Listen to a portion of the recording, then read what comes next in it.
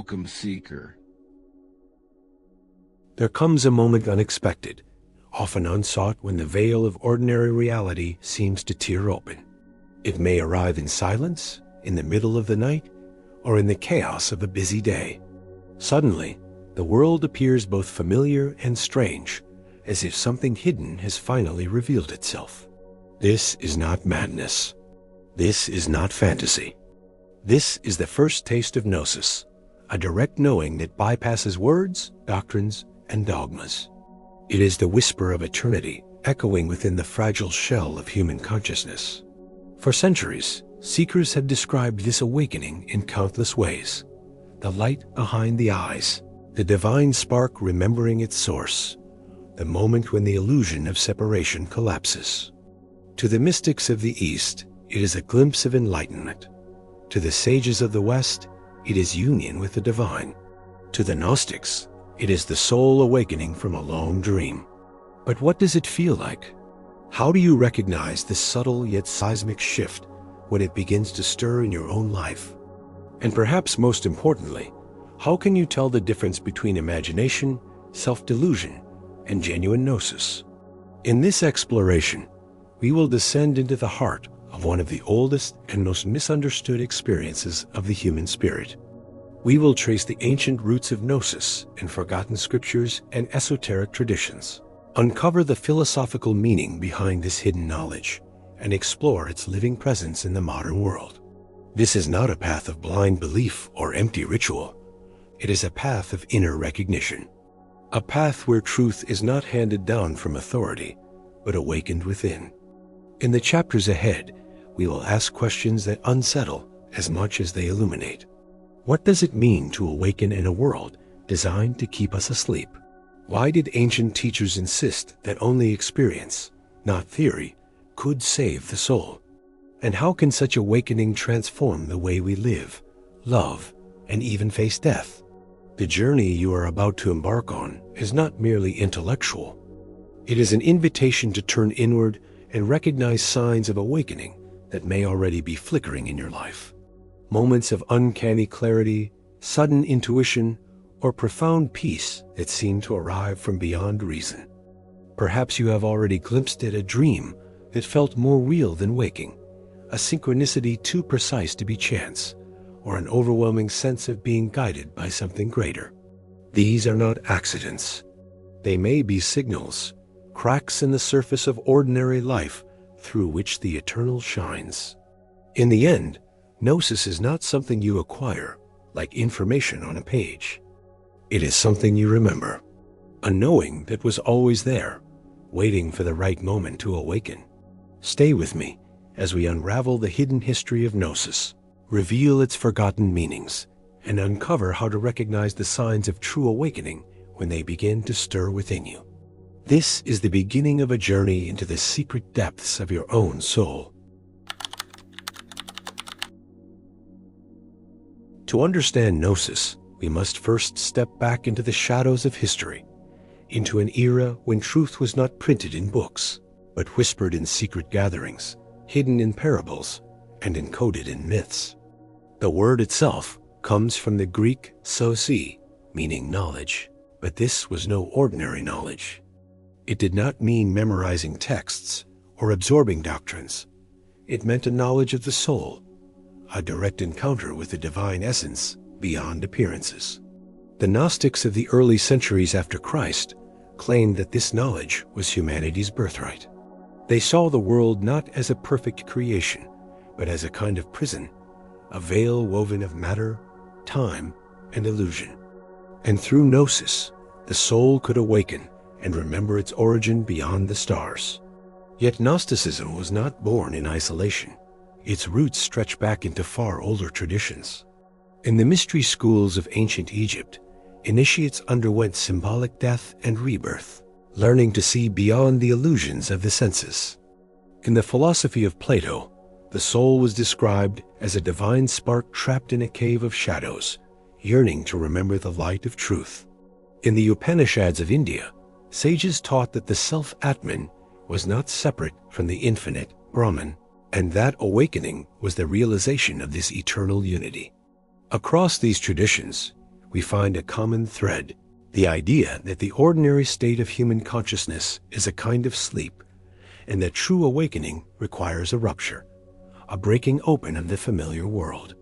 This is why Gnosis was always described as dangerous knowledge, not because it threatened the soul, but because it threatened established systems of power. A person who has awakened, who recognizes their divine essence, becomes very difficult to control. Such a person no longer fears death, no longer clings to the illusions of status or material possession, and no longer bows unquestioningly to external authority. The early Christian Gnostics went so far as to say that even the God worshipped by the masses was not the ultimate source, but a flawed creator, the demiurge, who fashioned the material world as a trap. For them, salvation did not come through obedience, but through Gnosis, the awakening of the divine spark within. This was a radical teaching, and it is no wonder that Orthodox leaders sought to suppress it. For if every soul could encounter the divine directly, what role remained for priests, institutions, or dogma? Over time, the Gnostics were silenced. Their scriptures were burned, their communities scattered.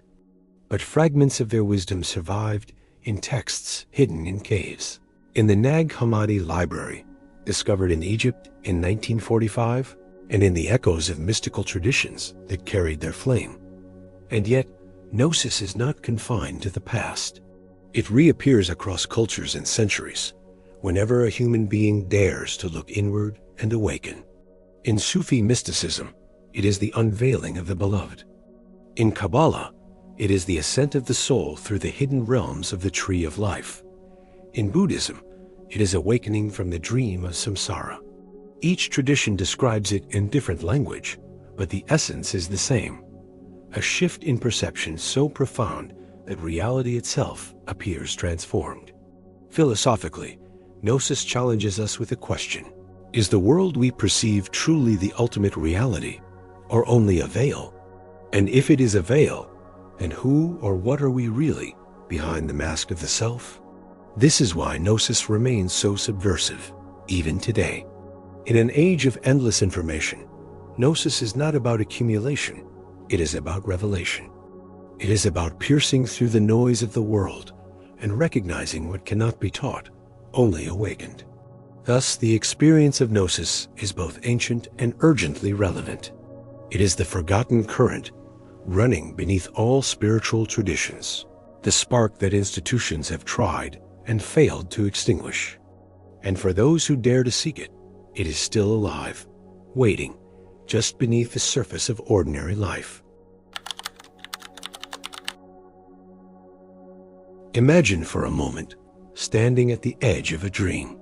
The world around you is familiar: your room, your body, the daily rhythm of life, yet something shifts. You begin to sense that what you see is only a thin surface, a fragile skin stretched over something far more vast, luminous, and alive. This is the threshold of Gnosis. Unlike ordinary knowledge, Gnosis does not arrive as a concept. It is not something you read, memorize, or recite. It bursts into awareness like lightning, shattering assumptions you didn't even realize you were holding. It is an inner recognition, a sudden clarity that reveals you are more than you believed yourself to be, and reality is deeper than you ever imagined. So, how does Gnosis manifest? Those who have tasted it often describe it as a moment of piercing clarity, when the veil of ordinary perception grows thin. It may come during meditation, in a dream, in the stillness of nature, or even in the midst of crisis. Suddenly, the machinery of thought and belief grows quiet, and something beyond the mind shines through. At the heart of this experience lies a recognition of unity. As separations that usually define our world, you and me, life and death, matter and spirit collapse into a single current. You do not merely believe that everything is connected. You see it, feel it, become it. It is as if you are remembering something ancient, something you always knew, but somehow forgot. This remembrance is often accompanied by paradox. On one hand, the experience feels utterly intimate, like discovering your own true nature. On the other, it feels incomprehensibly vast, as though the universe itself were gazing back at you through your own eyes. The mystics called this the union of opposites, where the human soul and the infinite source touch without boundary. But Gnosis is not always gentle. For some, the awakening feels like a rupture, a tearing away of illusions that once felt safe. The ego, accustomed to control, resists the revelation. Questions arise. Who am I really? What is this life I've been living? What lies beyond death? In this way, Gnosis can shake the very foundation of identity, leaving the seeker both liberated and unsettled. And yet, despite the upheaval, there is often a profound sense of truth. Not truth as an opinion, but truth as undeniable presence. It feels less like learning something new and more like uncovering what was always there. This is why the Gnostics called it awakening, because like the moment when you wake from a dream, you realize that what you thought was reality was only a shadow. Here lies a subtle but important distinction. Gnosis is not about rejecting the material world, nor about escaping it. Rather, it is about seeing through it. Like understanding that the waves on the ocean are not separate from the sea, we come to see that all forms of life are expressions of a single hidden source. In this realization, even the most ordinary moments, walking, breathing, listening, become sacred. This is why Gnosis was guarded so carefully in the ancient world. To encounter it is to be transformed. You no longer see yourself as a passive being trapped in a hostile world. You recognize yourself as a luminous participant in the unfolding of existence. And once this recognition occurs, the old patterns of fear, obedience, and blind conformity begin to lose their hold. Such experiences can be fleeting or enduring.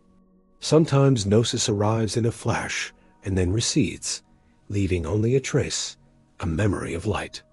Other times it deepens into a permanent shift in consciousness, what mystics call abiding awakening. In both cases, the mark it leaves is undeniable. It changes the way you live, the way you perceive, the way you relate to others. And here is where the mystery intensifies. For Gnosis does not reveal itself the same way to everyone. One seeker may encounter visions of light, another may feel an overwhelming peace, while another may hear nothing but silence. The forms differ, but the essence is the same, the collapse of illusion and the recognition of truth. Before we go deeper, pause for a moment. Consider, have you ever experienced a glimpse of this, an unexplainable moment when reality seemed more alive, more interconnected, more radiant than words could capture? If so, you may have brushed against the edges of Gnosis. And if not, remember, Gnosis is not the privilege of the few. It is a birthright, a hidden seed within every soul. The question is not whether it exists within you, but whether you are willing to look deeply enough to find it. So let us continue our journey, deeper into the labyrinth. For Gnosis holds more than fleeting glimpses of unity. It conceals hidden meanings, paradoxes, and revelations that overturn everything we thought we knew. To understand this, we must venture further into the mystery, peeling back yet another layer of the veil.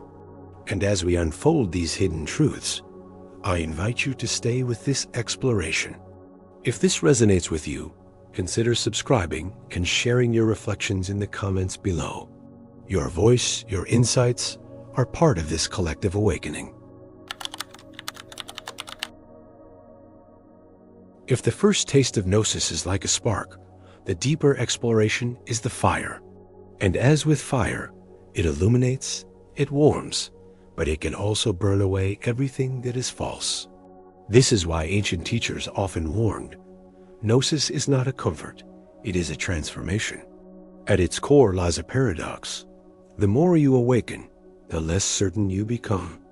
The mind, which craves definitions and categories, begins to stumble. For Gnosis whispers a truth beyond words, a reality that cannot be confined to scripture or doctrine. It is not that knowledge is abandoned. It is that knowledge bows before something greater, direct experience. Consider the way the Gnostics spoke of the demiurge, the craftsman god, the architect of the material realm. To some, this symbolized the false structures of perception, the illusory world system that convinces us we are separate, limited, and powerless. But Gnosis reveals that even the demiurge is not the ultimate enemy. Rather, it is the prison of ignorance within ourselves, the chains of unconsciousness that we must break. This is why Gnosis has been misunderstood, even feared. It dissolves the rigid hierarchies of religion and power. When a human being realizes they can touch the divine directly, without priest, temple, or intermediary, what becomes of the structures built on control? It is little wonder the ancient Gnostics were branded heretics, for their message threatened the very foundation of authority. But Gnosis does not reject tradition entirely. It reframes it. The sacred texts become maps, not cages. Symbols are seen not as literal dogma, but as doorways into the ineffable. The cross, the serpent, the flame, the divine feminine, these are not merely stories. They are living archetypes that awaken different aspects of the soul. Here lies another paradox. Gnosis often strips away illusions, but what is revealed is not bleak emptiness. It is fullness, a radiant presence that feels at once utterly beyond us, and yet closer than our own breath. This is why mystics describe it as a reunion, a homecoming, a rediscovery of the light hidden within matter, the divine spark buried in the human heart. Yet we must also speak of the shadows, for awakening is not always bliss. When the veil lifts, you may see not only beauty, but also the depth of human suffering, the structures of falsehood that govern the world. To awaken is to be pierced by both the pain and the glory of existence. And this too is part of Gnosis, the courage to face reality in its wholeness, without turning away. Different traditions frame this differently. In Buddhism, it is the recognition of emptiness, anya-the-thea, insight that all phenomena are impermanent, interdependent, and without fixed essence. In Hermetic philosophy, it is the realization of as above, so below, the reflection of the macrocosm within the microcosm. In Gnosticism, it is the rediscovery of the divine spark trapped in the prison of matter. Different languages, same truth. Awakening is a shift from illusion to reality. But beware of a common trap, mistaking Gnosis for intellectual understanding. The mind can mimic awakening by collecting teachings, memorizing concepts, and building a spiritual identity. But Gnosis is not about becoming spiritual. It is about dissolving the false layers to reveal what has always been there. The moment you cling to a label, even enlightened, the experience slips through your fingers. Another misconception is that Gnosis is a permanent state, achieved once and forever. But for many, awakening comes in waves, moments of clarity, followed by periods of forgetting, illumination followed by shadow.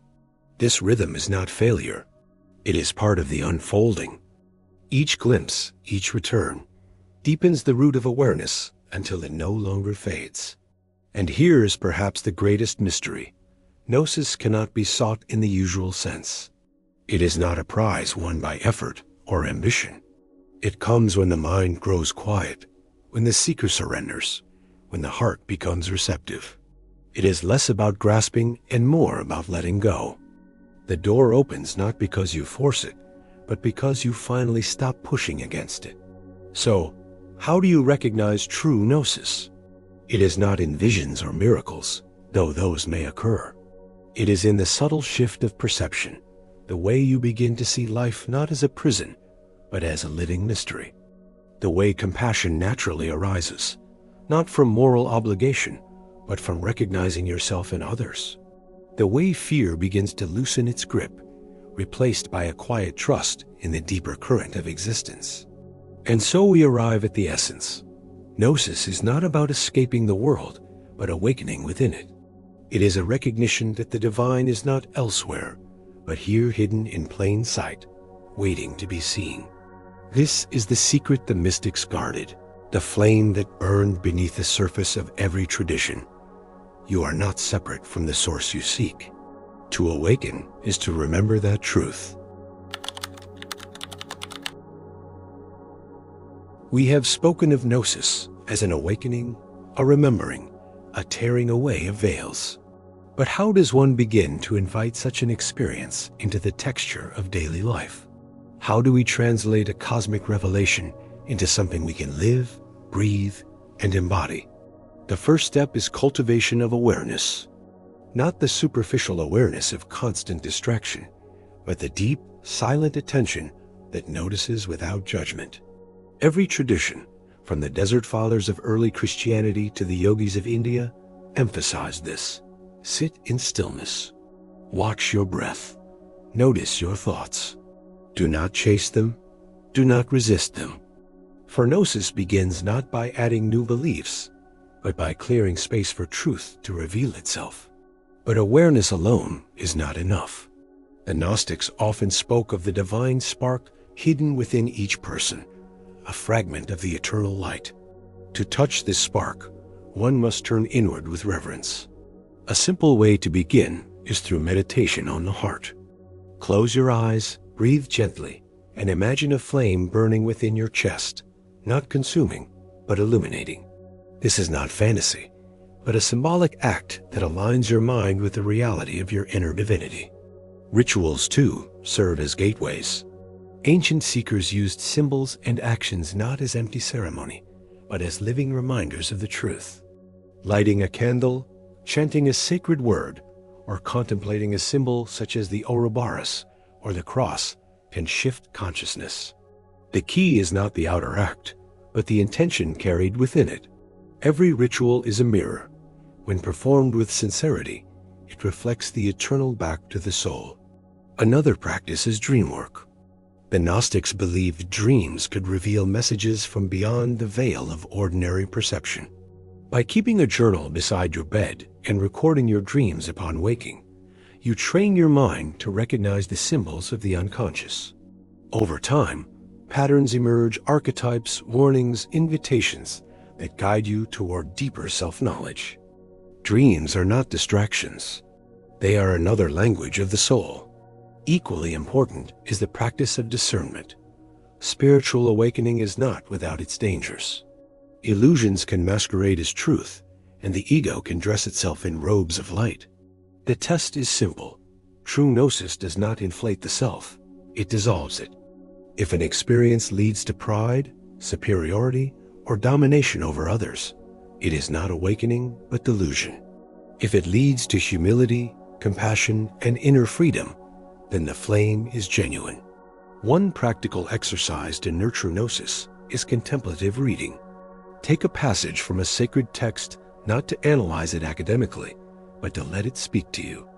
Read slowly, pause often, and listen for what stirs within. This method, known in Christianity as Lectio Divina and in Sufism as Sama, transforms words into living sparks of revelation. The text becomes a mirror, and through it, the soul recognizes itself. But Gnosis is not confined to solitary practice. It must also be lived in relationship. Notice how you respond to others. Do you see them as strangers, obstacles, or competitors, or do you begin to sense the same divine spark within them? Every interaction becomes a test of awakening. To live with compassion, patience, and awareness is itself a form of initiation. And yet, perhaps the most practical advice is this: learn to embrace the unknown. Gnosis is not about having all the answers, but about dwelling in mystery with reverence. The modern mind is addicted to certainty, to quick conclusions, to endless explanations. But Gnosis unfolds when you resist that impulse, when you allow the silence to speak louder than the noise. There is also the discipline of remembrance. Mystics of many paths used short phrases or mantras to anchor awareness throughout the day.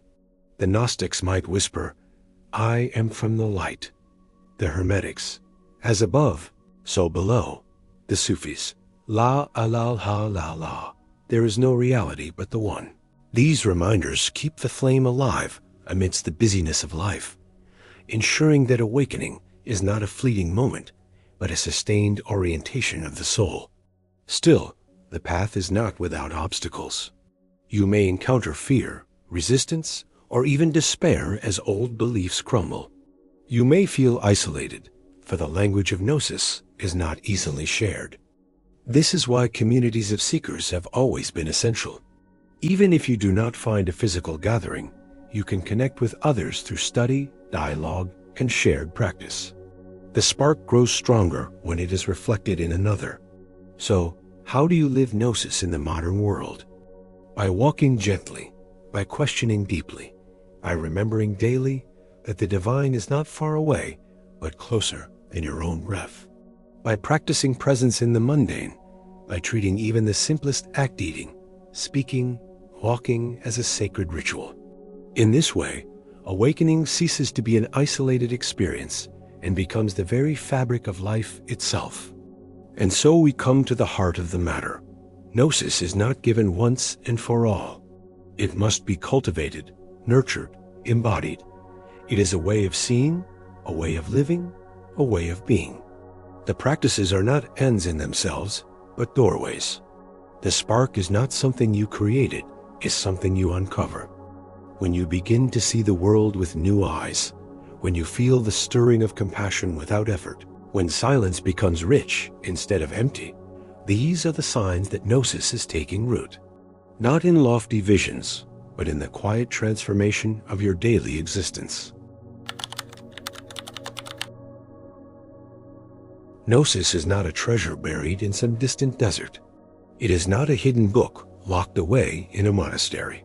It is the living pulse within your own being, the whisper that has followed you from birth, waiting for you to listen. Throughout this journey, we have seen how Gnosis has been described in many tongues. The light of Sophia, the spark of Atman, the Christ within, the eye of the heart. Different names, different stories, but always pointing to the same reality. That awakening is not something granted by the world, but discovered within. And yet, Gnosis is not a final resting place. It is a beginning. For once you glimpse the truth behind the veil, life can never be lived in quite the same way. The mundane reveals itself as sacred, the ordinary as extraordinary. You begin to recognize that every moment, every breath, is an invitation to remembrance. This is why ancient teachers warned, awakening is both a gift and a responsibility. To know the truth and live as if you do not is to betray the light. But to know the truth and embody it through compassion, humility, and courage is to become a vessel of that light in a darkened world. Perhaps you have already tasted this awakening in moments of silence, in sudden insight, in the quiet joy of presence. Perhaps you feel the stirring even now, as if a door has cracked open inside you. If so, honor it. Do not rush. Let the mystery unfold. And if you are still searching, know this: the path is not linear, nor is it bound by time. Awakening arrives in its own rhythm, often when least expected. What matters is your openness, your willingness to listen, your courage to step beyond the illusions of fear and separation. The Gnostics taught that the world is not only a prison, but also a mirror. It reflects both our chains and our freedom. To live in Gnosis is to choose daily which reflection you will follow, the shadow of ignorance or the radiance of remembrance. So I leave you with a question, one that cannot be answered with words, but only with life itself. When the spark within you finally ignites into flame, will you have the courage to let it guide you beyond the familiar, into the unknown light of truth? This channel, Labyrinth of the Veiled, is a place for seekers who dare to explore these mysteries. If you have felt resonance here, consider subscribing and sharing your reflections below. For every question, every insight adds another spark to this circle of remembrance. Until then, walk gently, listen deeply, and remember, the divine has never been outside you. It has always been the hidden fire within.